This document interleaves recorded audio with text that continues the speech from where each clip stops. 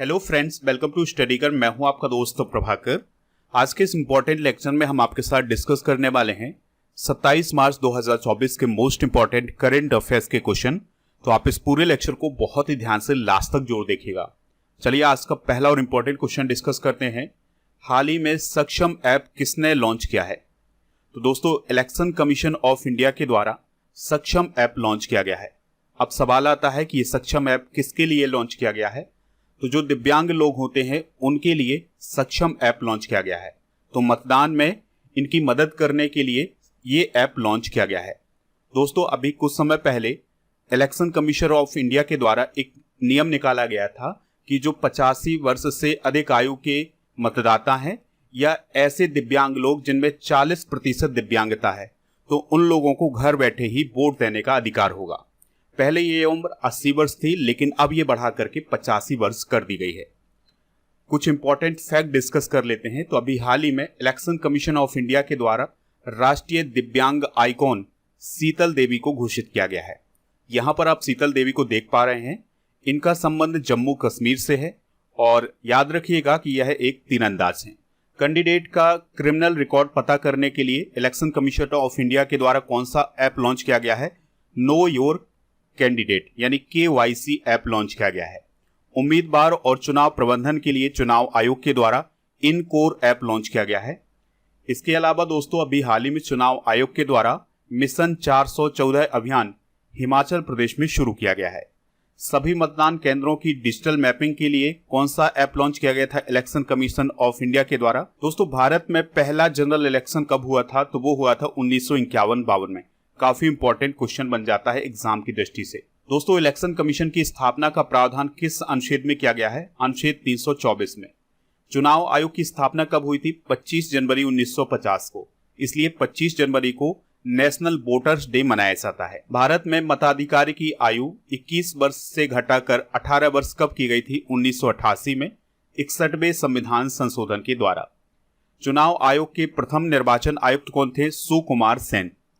पहली महिला मुख्य निर्वाचन आयुक्त कौन थी? VS रमा देवी। ठीक है, ये क्वेश्चन पूछा गया है एग्जाम में। वर्तमान में मुख्य निर्वाचन आयुक्त कौन है? राजीव कुमार। वर्तमान में चुनाव आयुक्त कौन कौन है? ज्ञानेश कुमार और सुखबीर सिंह। दोस्तों, 2024 में जो लोकसभा चुनाव आयोजित किए जा रहे हैं, यह 18वीं लोकसभा के लिए आयोजित किए जा रहे हैं।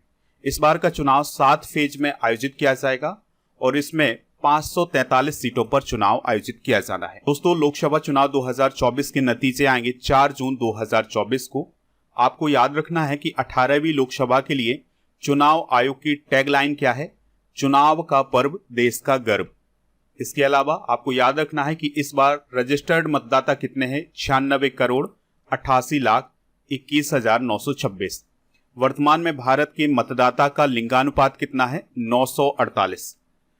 अगर आपसे पूछा जाए कि लोकसभा की 543 सीटों में रिजर्वेशन क्या है, तो 412 सीटें जनरल के लिए हैं, 47 सीटें ST के लिए हैं और 84 सीटें SC के लिए हैं। तो ये रिजर्वेशन भी आप नोट कर सकते हैं। इस प्रकार से हमने इलेक्शन से रिलेटेड काफी इंपॉर्टेंट पॉइंट डिस्कस कर लिए हैं। यहां से आपके एग्जाम में क्वेश्चन बनता है, तो आप इन सभी पॉइंट को नोट कर लीजिएगा। आप इस पूरे लेक्चर को बहुत ही ध्यान से लास्ट तक देखिएगा। लास्ट में आपसे क्वेश्चन पूछा जाएगा जिसका आंसर कमेंट बॉक्स में देना है। अगर आप चैनल पर पहली बार आए हैं तो सब्सक्राइब कर लें, बेल आइकन भी दबा लें, जिससे आपको समय पर सबसे पहले नोटिफिकेशन मिल सकेगा। आप हमारा व्हाट्सएप चैनल, टेलीग्राम चैनल और ऐप डाउनलोड कर लीजिएगा। दोस्तों, ऐप का लिंक डिस्क्रिप्शन बॉक्स में दिया गया है। इसके अलावा जितने भी हमारे सोशल मीडिया प्लेटफॉर्म है उन सभी का लिंक आपको डिस्क्रिप्शन में मिल जाएगा। ऐप की अगर हम बात करें तो इसमें paid course, ebook, test series, PDF class note, daily quiz, ये सभी मिल जाएगा। मंथली और ईयरली करंट अफेयर्स की आपको ई-बुक हिंदी और इंग्लिश दोनों मीडियम में मिल जाएगी। तो इनको प्राप्त करने के लिए ऐप को जरूर डाउनलोड करें। नेक्स्ट क्वेश्चन है, भारत का कौन सा शहर एशिया के अरबपतियों की राजधानी बन गया है? आंसर हो जाएगा मुंबई। यानी मुंबई में सबसे अधिक बिलियनियर रहते हैं, इसलिए इसे बिलियनियर कैपिटल ऑफ एशिया कहा गया है। तो ये रिपोर्ट किसने जारी की है? तो अभी हाल ही में हुरुन रिसर्च के द्वारा ये रिपोर्ट जारी की गई है और इसमें यह बताया गया है कि एशिया में सबसे ज्यादा अरबपति मुंबई में रहते हैं।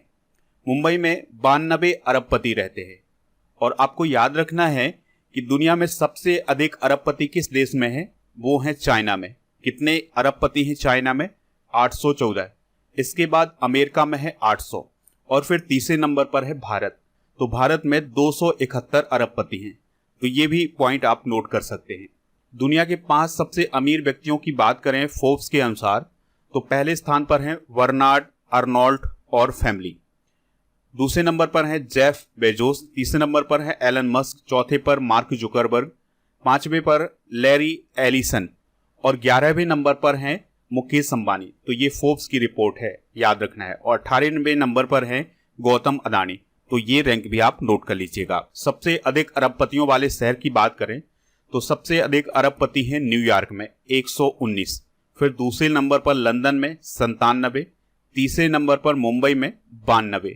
फिर हैं बीजिंग में 91, संघाई में 87, शेंझेन में 84 और हांगकांग में 65। तो ये हैं सबसे अधिक अरबपतियों वाले शहर।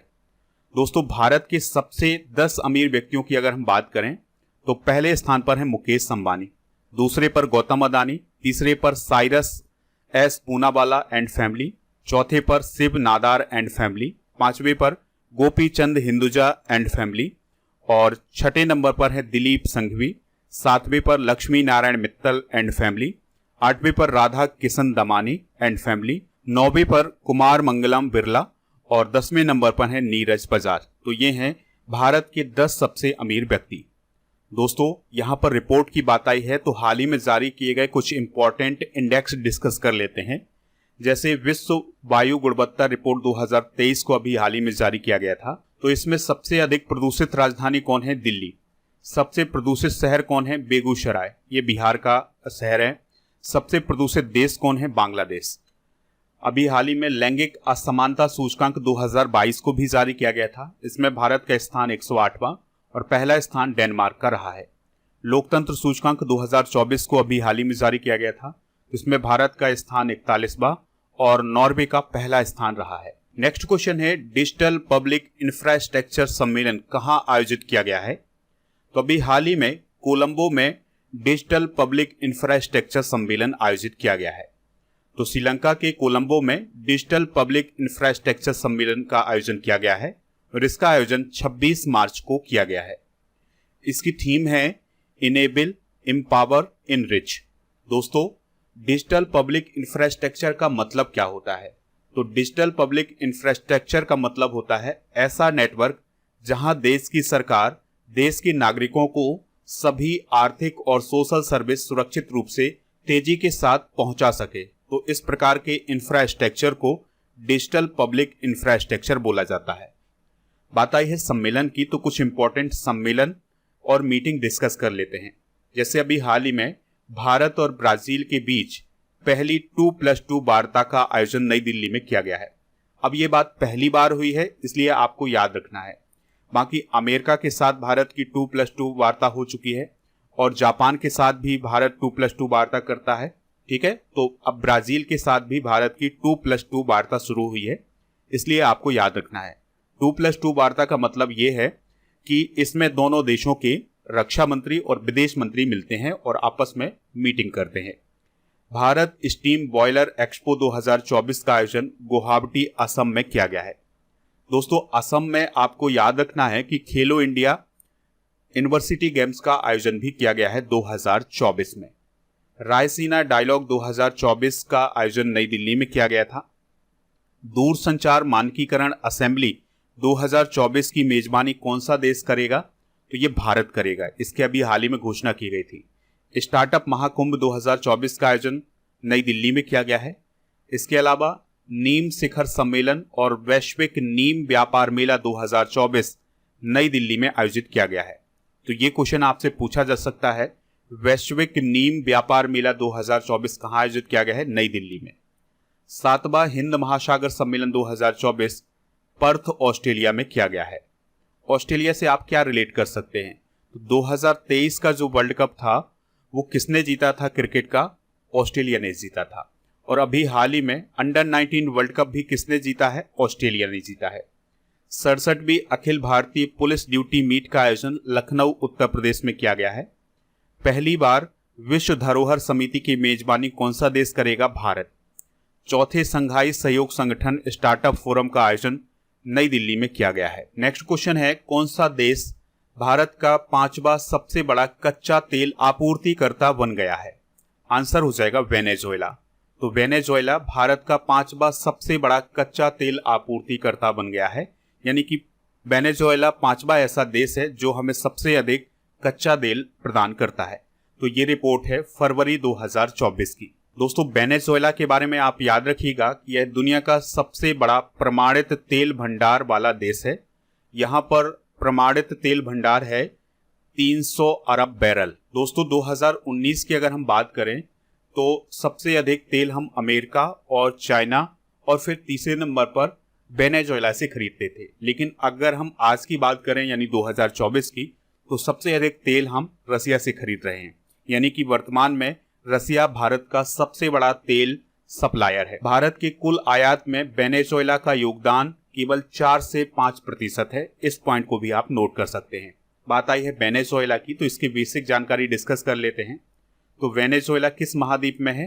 तो ये दक्षिणी अमेरिका महाद्वीप में है और कैपिटल इसकी काराकास है। यहाँ पर वेनेजुएला की आप लोकेशन देख सकते हैं, ये है वेनेजुएला और ये दक्षिण अमेरिका महाद्वीप है।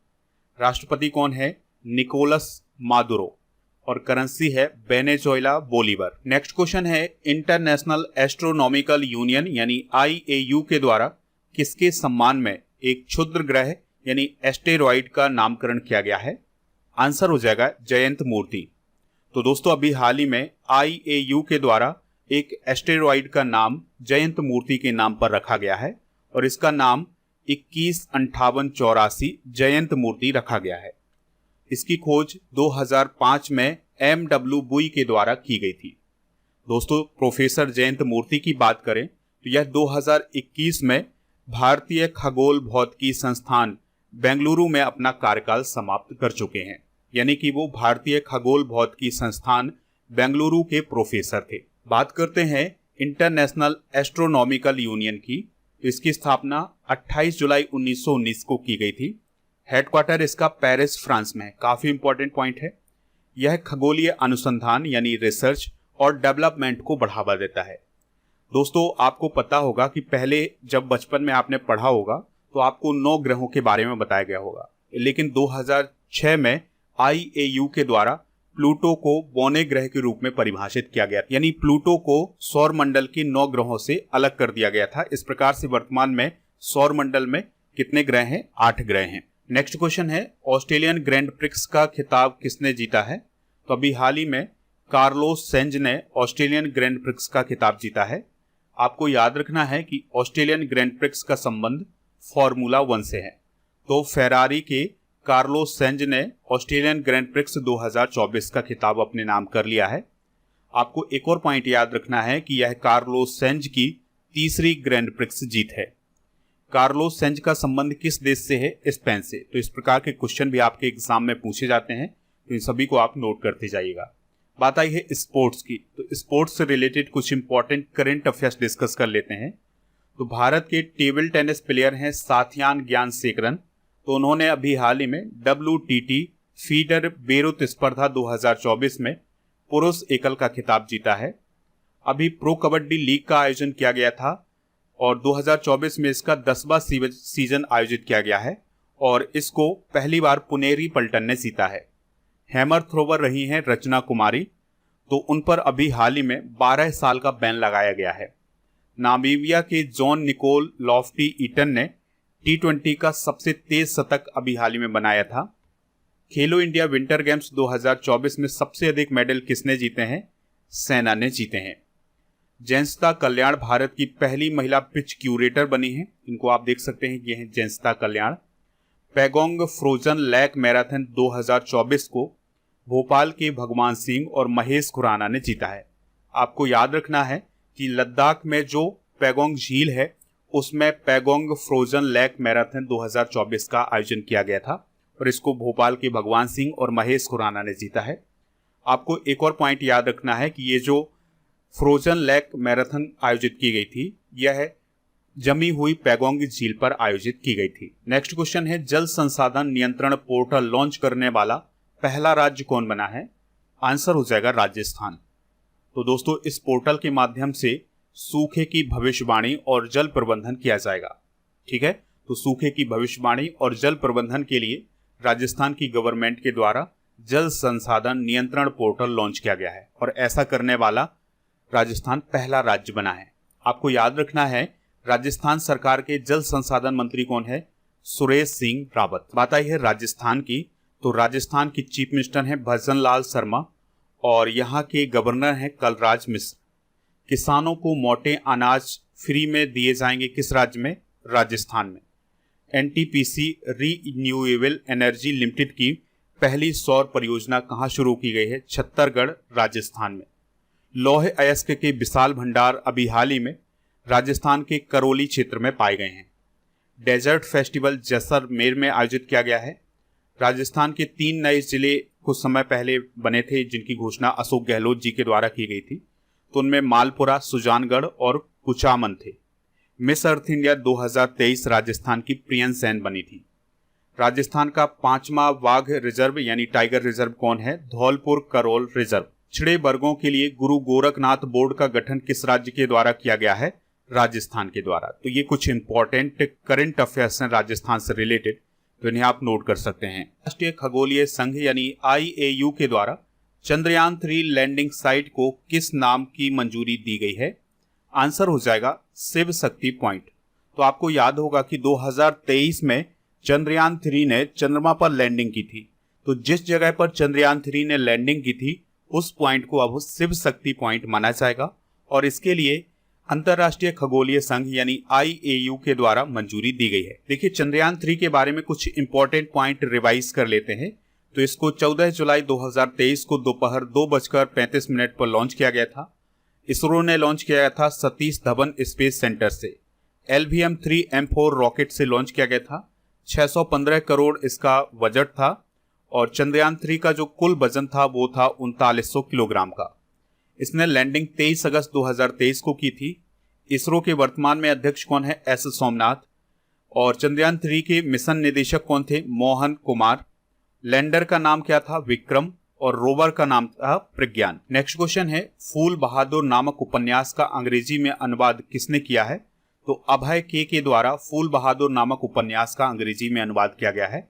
आपको याद रखना है कि ये जो फूल बहादुर उपन्यास है ये मगही भाषा का उपन्यास है और इसको मूल रूप से जयनाथ पति के द्वारा लिखा गया है, लेकिन अब इसका अंग्रेजी में अनुवाद अभय के द्वारा किया गया है। दोस्तों, मगही भाषा की अगर हम बात करें तो जो बिहार में मगध वाला क्षेत्र था वहां के आसपास की भाषा है मगही भाषा। इसे मगधी भाषा भी बोला जाता है। तो यह बिहार, झारखंड और पश्चिम बंगाल में प्रचलित है। इसके अलावा नेपाल के जो तराई वाले क्षेत्र हैं वहां पर भी ये भाषा बोली जाती है। चलिए दोस्तों, कुछ प्राचीन पुस्तकें और उनके लेखक डिस्कस कर लेते हैं। जैसे मुद्रा राक्षस को विशाख दत्त ने लिखा है, राज तरंगणी को कल्हड़ ने, बुद्ध चरित को अश्वघोष ने, नाट्य शास्त्र को भरत मुनि ने। इसके अलावा अभिज्ञान शाकुंतलम को कालिदास ने, सूर्य सिद्धांत को आर्यभट्ट ने, पंचतंत्र को विष्णु शर्मा ने, इंडिका पुस्तक को मेगस्थनीज ने लिखा है, अर्थशास्त्र पुस्तक को कौटिल्य ने लिखा है। आज का अंतिम क्वेश्चन है, यूपीएससी में निदेशक किसे नियुक्त किया गया है? तो अभी हाल ही में हंसा मिश्रा को यूपीएससी में निदेशक नियुक्त किया गया है।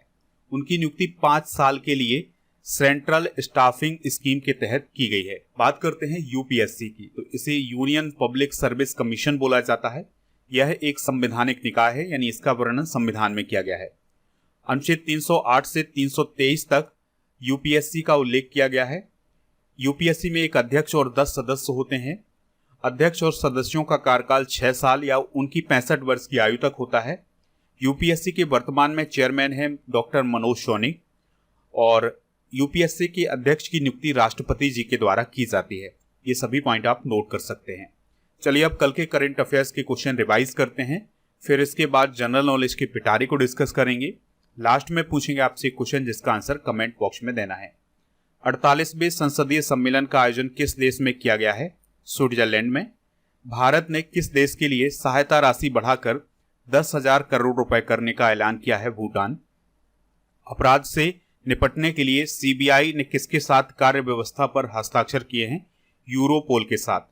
सिद्धम कैलीग्राफी ऑफ संस्कृत हेरोनिमस और संस्कृत मैन्युस्क्रिप्ट्स फ्रॉम जापान पुस्तकों का विमोचन कहाँ किया गया है?